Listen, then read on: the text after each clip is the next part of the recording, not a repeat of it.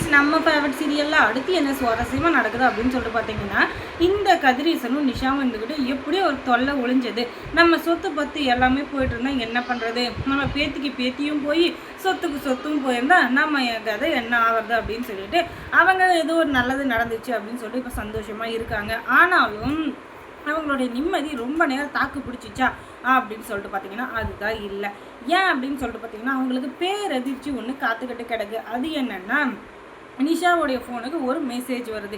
என்னடா அது குறுஞ்செய்தி என்னவா இருக்கும் அப்படின்னு சொல்லிட்டு கதிரேஷனும் சரி நிஷாவும் சரி என்னவா இருக்கும் அப்படின்னு சொல்லிட்டு குழம்பி போயிருக்காங்க. திடீர்னு அன்னைக்குன்னு பார்த்து ஜோனு மழை, அதுக்கப்புறம் இடி மின்னல் காற்று மழை அப்படின்னு சொல்லிட்டு எல்லாமே சேர்ந்து அடிக்குது. அதனால அங்கே டவர் அப்படின்ற ஒன்று இப்போதைக்கு இல்லாமல் போயிடுச்சு. என்னடா நெட்ஒர்க்கே கிடைக்கலையே என்னவா இருக்கும், அதுவும் புது நம்பர்லேருந்து இருக்குது, இது ரொம்ப இம்பார்ட்டண்ட் வேறு, கீழே ஒரு கோட்ஸ் கொடுத்துருக்காங்க, என்னவா இருக்கும் அப்படின்னு சொல்லிட்டு அவங்க குழம்பி போயிருக்காங்க. அதே மெசேஜ் நம்ம கதிரேசனுக்கும் வந்திருக்கு. என்ன ஏது அப்படின்னு சொல்லிட்டு பார்க்குறப்ப தான் கொஞ்சம் கொஞ்சமாக லோட் ஆகுது. அதில் வந்தது வேறு யாரில் சுடர். என்ன நிஷா கதிரேசா 2 பேரும் ரொம்ப சந்தோஷமாக இருக்கீங்க போல், நான் இல்லை அப்படின்னு சொல்லிட்டு நீங்கள் சந்தோஷமாக இருக்கீங்களா? அதுதான் நடக்காது. நீங்கள் என்ன தான் நான் செத்து போயிட்டேன் அப்படின்னு சொல்லிட்டு நினச்சி சந்தோஷமாக இருந்தாலும், நான் இனிமேல் வரமாட்டேன் அப்படின்னு சொல்லிட்டு நினச்சாலும் அது எதுவுமே உண்மை கிடையாது. அது நடக்கவும் நடக்காது. என்னைக்கு இருந்தாலும் நான் தான் உன்னுடைய பொண்ணு ரேணுகா. உன்னுடைய பொண்ணாக இல்லைனாலும் உன் பொண்ணோட உருவத்தில் இருக்கிறேன்னா என்றைக்கும் உன்னை விட்டு போக மாட்டேன், நீ எங்கிட்ட தப்பிக்கவும் முடியாது அப்படின்னு சொல்லிட்டு இவங்க சொல்லிட்டு இருக்க. என்னம்மா சொல்லிட்டு இருக்க, என்ன தான் வேணும் உனக்கு, ஏன் எங்களை இப்படி பாடாப்படுத்திட்டு இருக்க அப்படின்னு சொல்லிட்டு கேட்க, நான் உன்னை பாடாப்படுத்தலை கதிரேசா, நீ தான் எங்களை இப்படி பாடாப்படுத்திட்டு இருக்க அப்படின்னு சொல்லிட்டு அந்த வீடியோவில் அவங்களே கேள்வி கேட்டு அவங்களே பதில் சொல்லிக்கிறாங்க. இப்போ வந்து அந்த ஃபோன் கால் வருது. என்ன வீடியோ மொத்தத்தையும் பார்த்து முடிச்சிட்டிங்களா அப்படின்னு சொல்லிட்டு கேட்க, எதுக்காக மறுபடியும் எங்களுக்கு ஃபோன் பண்ணியோ வீடியோ அனுப்பியோ டிஸ்டர்ப் பண்ணிட்டு இருக்க, உனக்கு என்ன தான் வேணும் அப்படின்னு சொல்லுது. நான் அதுலேயும் டைரெக்டாக சொல்லியிருக்கேன், தெரியல நீங்கள் என்னை விடணும்னு நினச்சாலும் நான் உங்களை விட்டு போக மாட்டேன். ஏன்னா உங்கள் பொண்ணோட உருவத்தில் இருக்கிறேன்னா கண்டிப்பாக உங்களுடைய பொண்ணாக காலம் முழுக்க உங்கள் கூட தான் இருக்க போகிறேன். அதுவும் இல்லாமல் நீங்கள் வந்து எனக்கு எவ்வளோ துரோகம் பண்ணியிருக்கீங்க, எனக்கு சொத்து பத்து எல்லாத்தையும் கொடுக்குறேன்னு சொல்லிட்டு எதையும் கொடுக்காம ஏமாற்றிட்டீங்க. அதுவும் இல்லாமல் இப்போ நான் நடு தெருவில் பிச்சை எடுக்கிற நிலைமைக்கு போயிருக்கேன். நான் இறந்துட்டேன் அப்படின்னு சொல்லிட்டு நீங்கள் சந்தோஷமாக இருந்தீங்கல்ல, அதுதான் இல்லை. அது வந்து என்ன மாதிரி ஒரு டம்மியான ஒரு பணத்தாங்க வந்து செட் பண்ணி வச்சுட்டு அந்த இடத்துல நான் தப்பிச்சிட்டேன். அப்போ தானே மறுபடியும் உங்களை மிரட்ட முடியும்.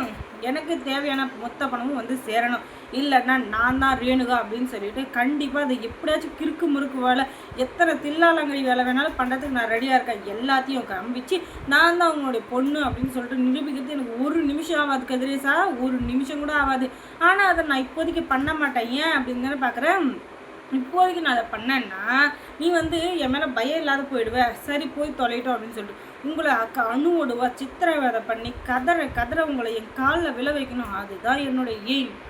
அது நடக்கிற வரைக்கும் கண்டிப்பாக நான் உங்களை சும்மா விட மாட்டேன். நீங்கள் என்னென்ன பாடுபடுத்துறீங்க, அதுவும் இல்லாமல் நீங்கள் வந்து என்னை சாதாரணமாக நினச்சிட்டீங்க. இவளை என்ன வேணால் பண்ணலாம், இவளை எப்படி வேணால் ஆட்டி படிக்கலாம் அப்படின்னு சொல்லிட்டு தான் நினச்சிங்க. ஆனால் அதுதான் நடக்காது. அதுக்கு காரணம் என்னுடைய சாமர்த்தியம். என்னுடைய சாமர்த்தியத்தால் கண்டிப்பாக உங்கள் எல்லாரையும் ஓட விடுறா. இல்லை பாருங்கள், எனக்கு தேவையான 50 லட்சம் நீ தனியாக, நிஷா தனியாக, அந்த மல்லி தனியாக, ராஜி தனியாக, விஜய் தனியாக மொத்தமாக 2.5 கோடி கொடுத்துட்டிங்கன்னா நான் இருக்கிற இடமும் தெரியாது, வர்ற தட்டமும் தெரியாத குட்டுன்னு ஓடிடுவேன். அதை விட்டுட்டு நான் போலீஸ் போவேன், அங்கே போவேன், இங்கே போவேன்னு சொல்லிட்டு சும்மா இந்த காமெடி வேலையெல்லாம் பண்ணிட்டு இருந்தீங்க.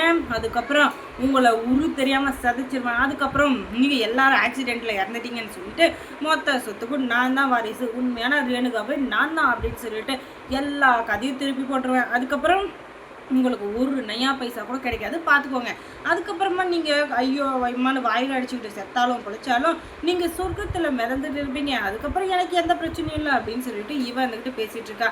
என்னடா இது, இவளுக்கு இவ்வளோ வாய்க்குழுப்பாயிடுச்சு அப்படின்னு சொல்லிட்டு கதிரேசன் இருந்துக்கிட்டு கௌசிகா எங்கடா அப்படின்னு சொல்லிட்டு இவங்க 2 பேரும் ஃபோனை கட் பண்ணிடுறாங்க. என்னடா இது, இந்த பூதம் கிணறு வெட்ட போன கதையா மறுபடியும் போய் நம்ம இவகிட்டயே மாட்டிக்கிறோமே, என்னடா இது, நம்ம நேரம் சரியில்லையே இல்லை இவன் நேரம் நல்லா இருக்கானு தெரியல, இவகிட்டயே போய் நம்ம மாட்டிகிட்டு இருக்கோமே, என்ன தான் வேணும் இவளுக்கு அப்படின்னு சொல்லிட்டு பயங்கரமான டென்ஷனில் இருக்காங்க. ஆனால் இப்போ வரைக்கும் இந்த பணத்தை இவகிட்ட கொடுத்துட்டாலும் மறுபடியும் இவளை நம்மளை பிளாக்மெயில் பண்ண மாட்டா அப்படின்னு சொல்லிட்டு என்ன நிச்சயம், அதுக்கு என்ன முடிவு பண்ணுறது அப்படின்னு சொல்லிட்டு தெரியாமல் விஜய்க்கு கால் பண்ணுறாரு நம்ம கதிரேசன். ஆனால் விஜய்க்கு கால் பண்ணி அந்த சுடரை பற்றி சொன்னாரா சொல்லலையா அப்படின்றத அடுத்த வீடியோவில் பார்க்கலாம். தொடர்ந்து இந்த சேனலுக்கு சப்போர்ட் கொடுங்க. தேங்க்ஸ் ஃபார் வாட்சிங்.